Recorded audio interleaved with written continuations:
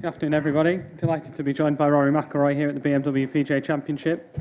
Rory, you've had 4 top 10s here, plus you win in 2014 as well. Just how much you enjoyed getting reacquainted with the West Course? Yeah, it's nice to be back. You know, I haven't played here since 2019. Sort of COVID threw a spanner into the works in 20 and even sort of into 21 as well. So it's nice to be back. You know, even though I won this tournament in May, I've enjoyed it more in September. I think the golf course plays sort of a little better for me in September. It plays a little longer, can hit a few more drivers. But yeah, nice to be back. You know, I've on a little run here with Italy next week and the Dunhill, you know, a little bit after that. So nice to get back on European soil and play a few. Thanks, Rory. We'll open it up to questions. We've got mics. If you could raise your hand, please. We'll start with Phil. Rory, what percentage of your FedExCup prize money would you give us if we didn't mention a certain topic in this press conference? Oh, I want you to. I want you to. Sure? Give me it all. It's fine. What did you make of? I presume you attended the player meeting. Sorry, last night. What did you? And if so, what did you make of what Keith said? Yeah, so I didn't attend the player meeting. I think I've been in the middle of this for a year and a half, so there's no need for me to go, but I know everything that's going on. So wasn't really a situation I wanted to get myself in, knowing that who was going to be in that room. So I sort of removed myself from it and let them thrash it out. But yeah, look, I've been in the middle of it for a long time here, and I know exactly what's happening and what's coming down the pipeline. So I didn't really feel like it was needed for me to be there. And you said previously that you would find it hard to stomach the 17 or 18 live players being here this week. How have you found it so far? It's been. I mean, I haven't seen many of them, to be honest. Look, it is what it is. They're here. They're playing the golf tournament.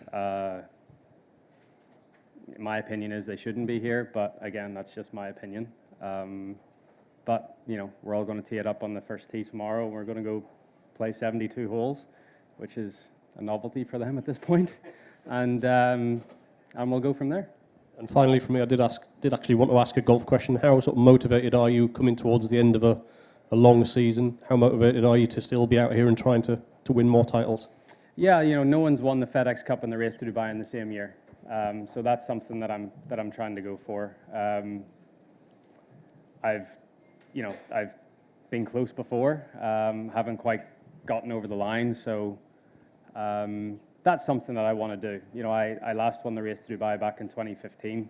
I haven't played as much in Europe as I did before that, but I'm number 1 in the points list. I've got a good chance, so you know, I want to try to make the most of that.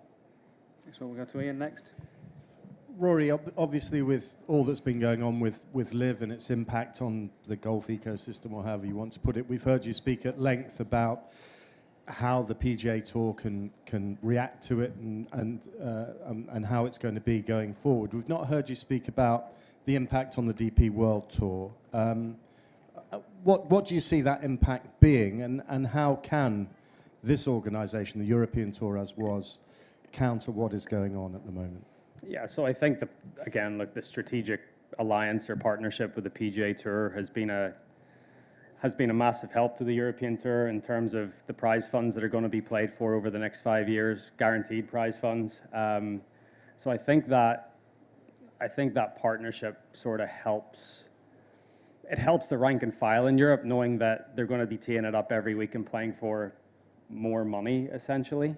And it's a pathway to the most competitive tour in the world. You know, there's 10 cards that are going to be allocated to European Tour members every year going to the PGA Tour, and that's such a great thing. You know, it's a better pathway than there's ever been.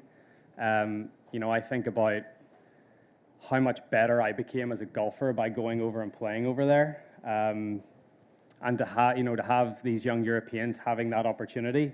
Like, I'm just thinking about like Ryder Cup in the future, and like how much better prepared they're going to be for that. I mean, that's going to be such a great thing going forward. So I'm excited about it. I'm very bullish about it.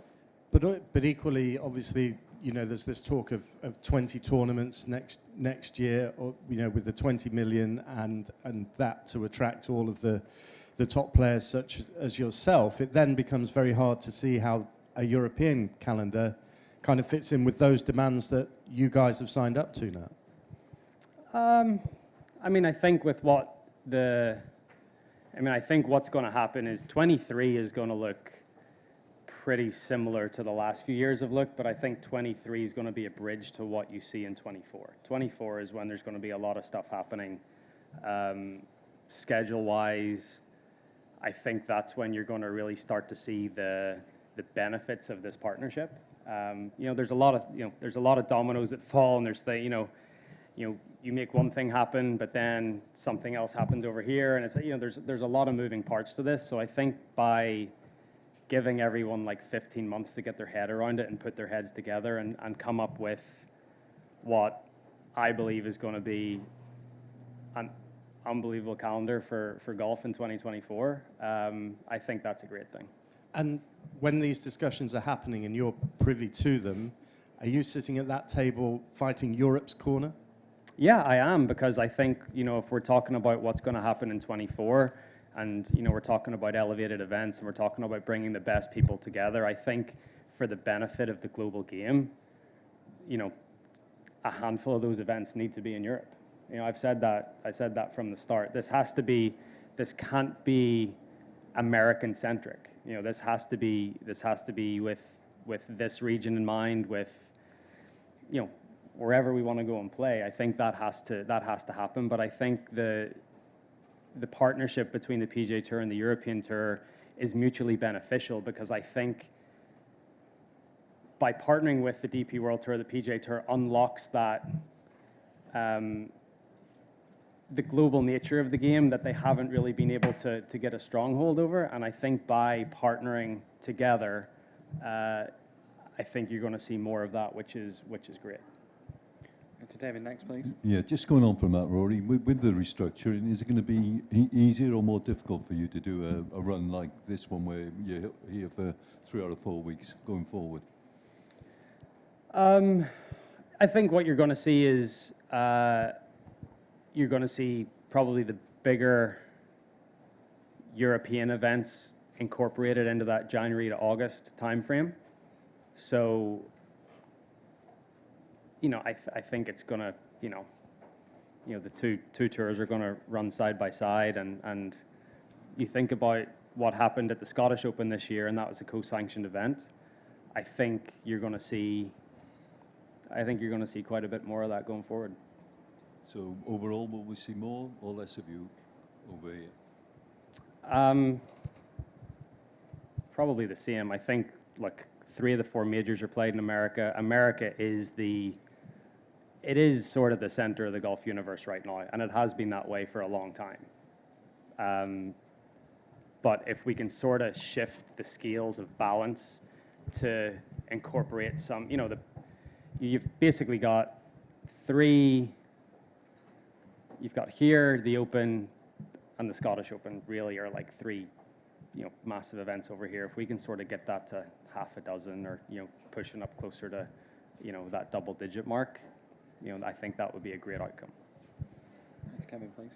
Rory, you touched briefly there on the Ryder Cup, and you were very emotive in your speech at the end of the last one, you recall. And 3 of those players in that team are now Live Golf members, I'm thinking of Westy, Polks, Sergio, incredibly disruptive in this period. How does your relationship with them survive? Does it survive? And how does it go going forward? I don't know. I have no idea. I wouldn't say I've got much of a relationship with them at the minute. But again, like, if you're just talking about Ryder Cup, like, that's not the future of the Ryder Cup team. You know, they're you know, they've played in probably a combined 25 Ryder Cups, 30 Ryder Cups, whatever it is. Like, you know, it's time that and that's why I was talking about these 10 cards going to the US and preparing guys to play at the top level of professional golf. Like that's the future of the Ryder Cup. The Hogarths, Bobby Mack, whoever else is coming up, like they are the future of the Ryder Cup team. That's what we should be like thinking about and talking about. Sure, but not sadness on your part or theirs that what seemed an amazing relationship is no more. Yeah, but like I haven't done anything different. They're the ones that have made that decision.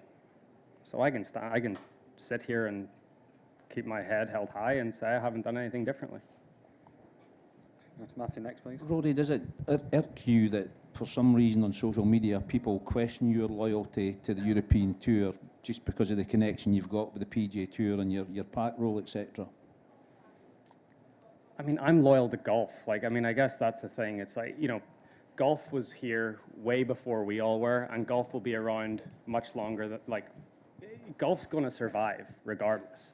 Like, we are just a little blip on the continuum of this game, but you want to make sure that you leave the game in a better place than you found it. And I think that's where my loyalty lies. Again, like I'm an ambitious person. I want to play where the best players are playing. And for the last decade or more, the best players have predominantly played in the United States. Do you see a way back for live golf players somewhere down the line if they decided that wasn't for them, they wanted to come back to the traditional tours? I mean, they can always go through Q school, yeah. And we'll go to John next, please. Time for a couple more. Rory, it was very interesting to hear you say just now with a smile on your face, bring it on, in answer to Phil's question. You seem very comfortable at being in the forefront of all this and the spokesman for it. And a golf magazine has recently described you as the voice of reason. And Seth Waugh, who is obviously a friend of yours, spoke very, very well about you and your growth horizontally as well as vertically. Why are you so comfortable in this, and what makes you? I don't know.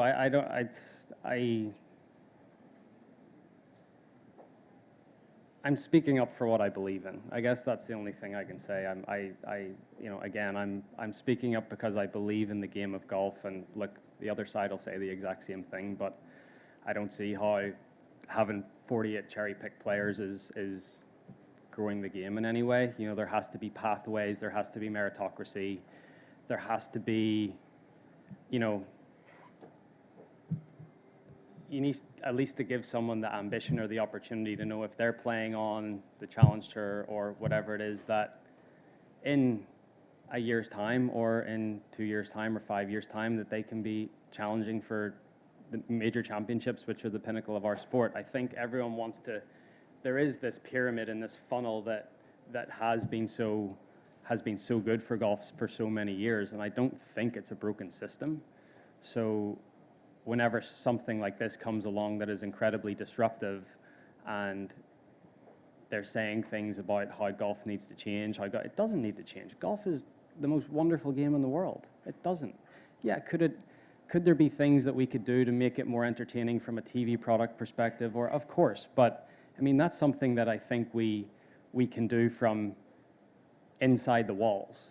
I don't think, we need to go outside of what we have already to figure that out. But the game of golf post-COVID has been thriving, and I just want to make sure that it continues to thrive. And it's incredibly divisive. And does it bring more eyeballs onto golf? Probably, because people are interested in the soap opera of it all. But that's not golf. The most interesting thing about LIV is the rumors and who's going and who's not going. It's not the golf right now. It might be at some stage, but right now what it is it's the rumor mill that's fueling it. So when you come back here and you play DP World or PGA Tour, you're watching the golf.